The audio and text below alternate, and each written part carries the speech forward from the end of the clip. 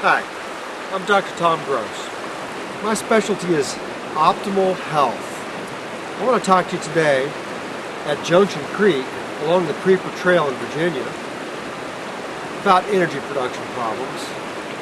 Most of our health-related degenerative diseases and the major health concerns in our culture are a result of energy production problems. Today I'm going to single out one: GERD, acid reflux, heartburn, acid indigestion. These are very common complaints in our culture. And I think it's important for all of us to realize that these conditions are symptoms of an underlying, more serious condition.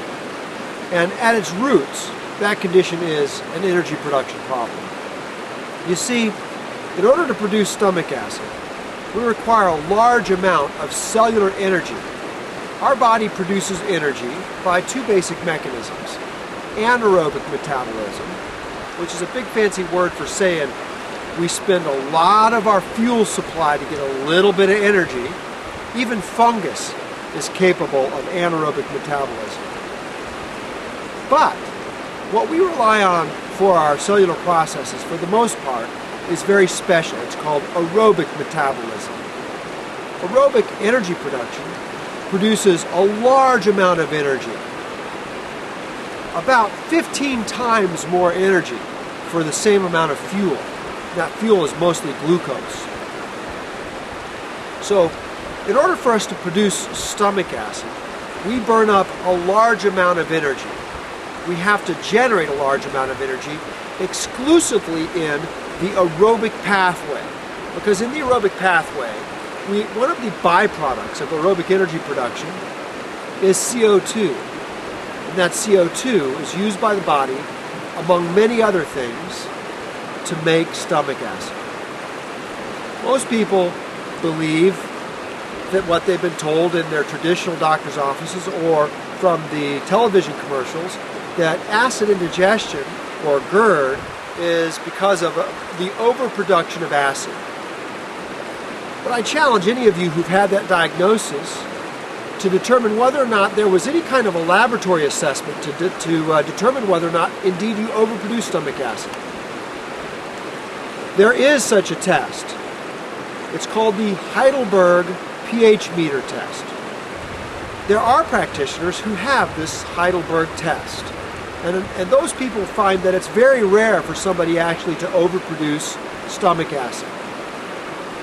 In fact, if you think of it, it's kind of silly to overproduce stomach acid because it uses such a high amount of your cellular energy, which is such an important resource.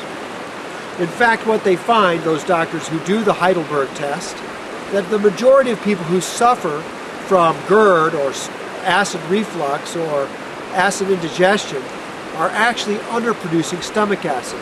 That's right, you heard me right. They don't produce enough stomach acid. So why would they have acid regurgitating into their stomach? And why would acid inhibitors help to reduce their symptoms? Well, the reason is simple. There's a sphincter at the bottom of the stomach.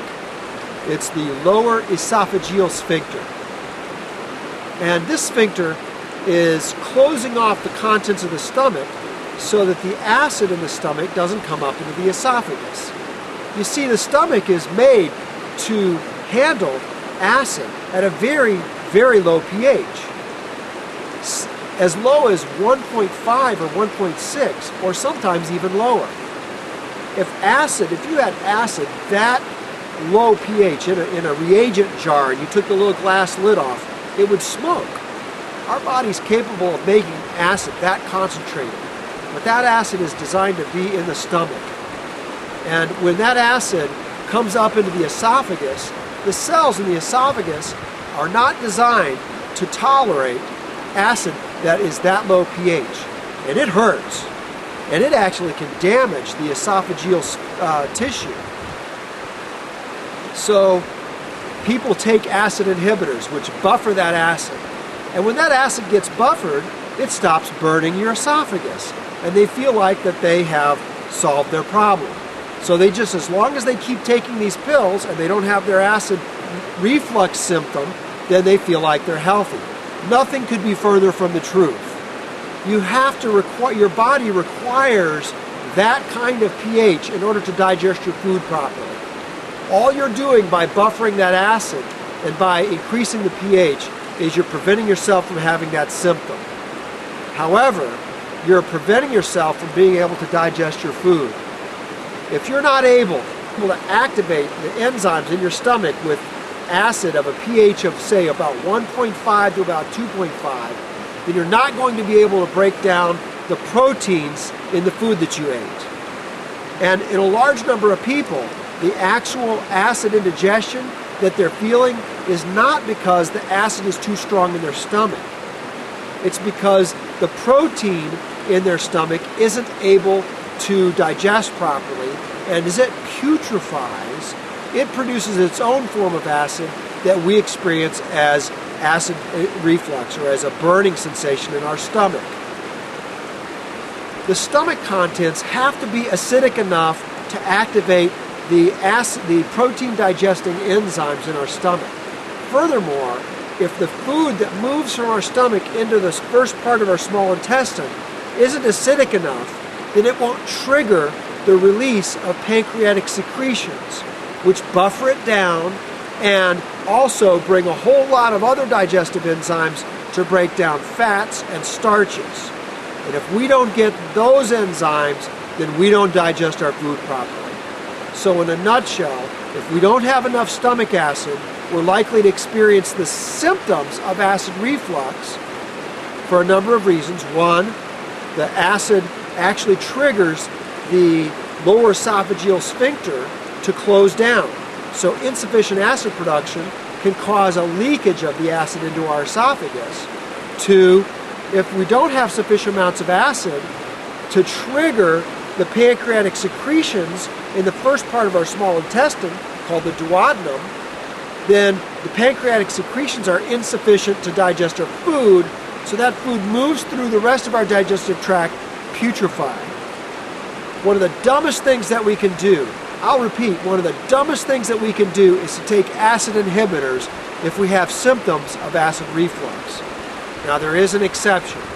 If people have done the dumbest thing long enough, they can actually have scar tissue at the bottom of their esophagus, which prevents their esophagus from contracting properly. But even some of those people can recover enough of their function to be able to digest their food properly. The key thing is that we need to identify the true problem and not just treat the symptoms. Because if you can't digest your food properly, then you're going to have digestive problems, malabsorption, you come up with nutrient insufficiencies, poor mineral absorption, insufficient amounts of protein in the diet, poor essential fatty acid absorption, and just a whole lot of digestive problems.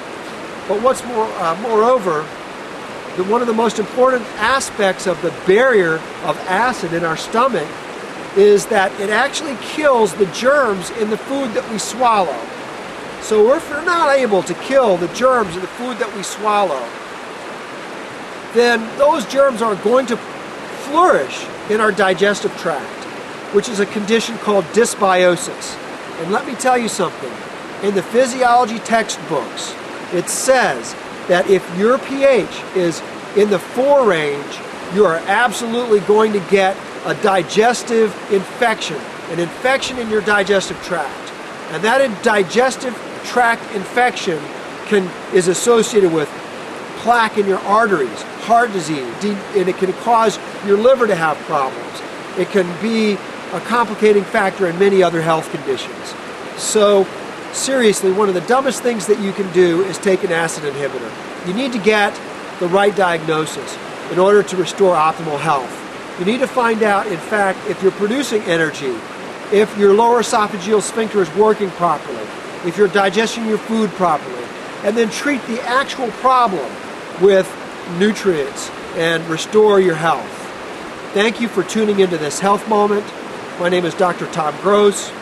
You can reach me at toll-free 1-877-YOU-WILL-HEAL, UWLHEAL. My office is in Mills River, North Carolina, and I help people with chronic health challenges recover their optimal health. Thank you, and look for some of my other health-related shorts. Have a great day. Remember, it's never too late to recover your health.